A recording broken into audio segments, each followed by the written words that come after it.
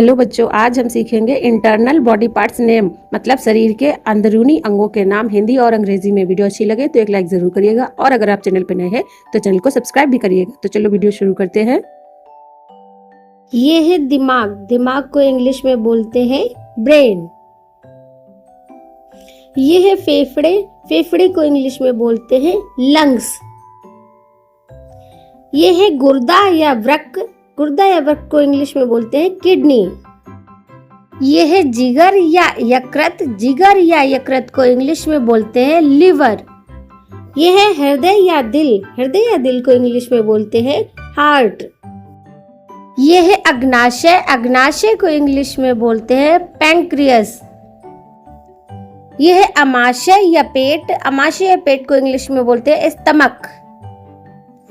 यह है गर्भाशय। गर्भाशय को इंग्लिश में बोलते हैं यूटेरस। यह है प्लीहा या तिल्ली। प्लीहा या तिल्ली को इंग्लिश में बोलते हैं स्प्लिन। यह है मूत्राशय। मूत्राशय को इंग्लिश में बोलते हैं ब्लैडर। यह है गल ग्रंथि। गल ग्रंथि को इंग्लिश में बोलते हैं थायराइड। यह है आंत। आंत को इंग्लिश में बोलते हैं इंटेस्टाइन। यह है कंकाल। कंकाल को इंग्लिश में बोलते हैं स्केलेटन। यह है खून या रक्त। खून या रक्त को इंग्लिश में बोलते हैं ब्लड। यह है धमनी। धमनी को इंग्लिश में बोलते हैं आर्टरी। यह है मलाशय। मलाशय को इंग्लिश में बोलते हैं रेक्टम। यह है खोपड़ी। खोपड़ी को इंग्लिश में बोलते हैं स्कल। यह है मांसपेशी। मांसपेशी को इंग्लिश में बोलते हैं मसल। यह है नस। नस को इंग्लिश में बोलते हैं वेन।